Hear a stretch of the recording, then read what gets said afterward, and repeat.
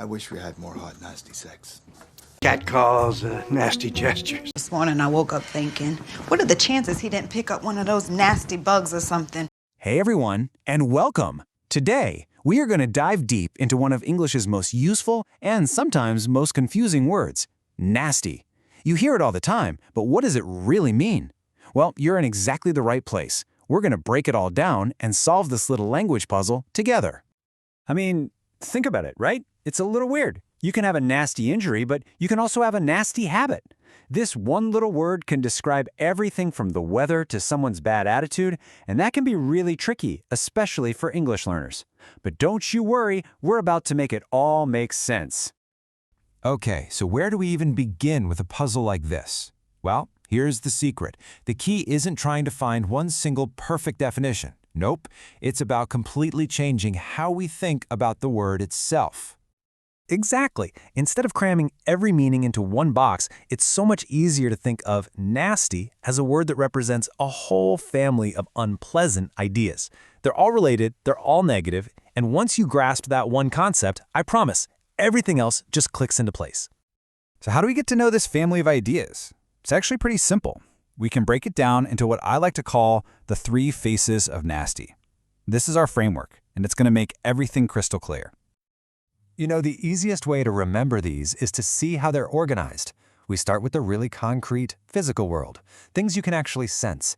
Then we move to the personal world, how people act. And finally, we get to the big, abstract ideas.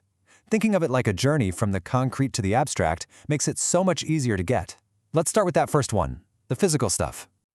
Okay, this is Nasty 101. We're talking about pure physical disgust. You know, a nasty taste from spoiled milk, a nasty smell coming out of the garbage can, or a nasty-looking cut on your finger.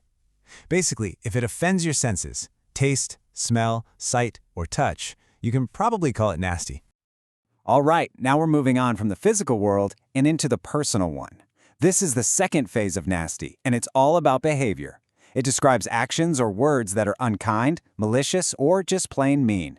Spreading a nasty rumor, getting a nasty look from someone, or having a nasty argument are all perfect examples of this. And that brings us to our third and final phase, the abstract. This use of nasty describes situations or things that are severe, difficult, or even dangerous. A nasty storm, a nasty divorce, a nasty problem at work. See? It's not physically disgusting, and it's not a person being mean, but it is definitely serious and really, really unpleasant. Okay, so you've got the 3 faces down. Awesome. But the next level of mastering nasty is knowing when not to use it. Let's see how it stacks up against some similar words, because getting these little differences right is what will make you sound totally natural. Looking at this, you can really see those subtle but super important differences. Gross, for example, is almost always about that physical yuck factor. You wouldn't call a comment gross. And mean is all about the intention to be cruel. That's the key right there.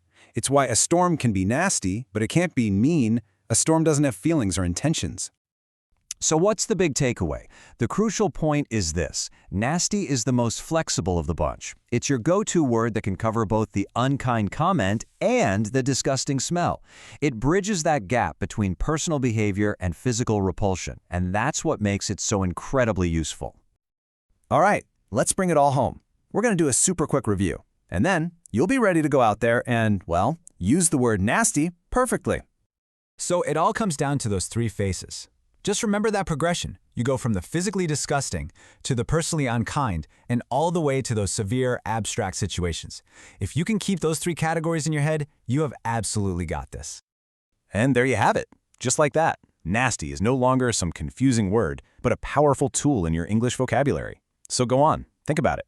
Whether you're facing a nasty traffic jam or a nasty project deadline, you now have the perfect word for it. You're ready.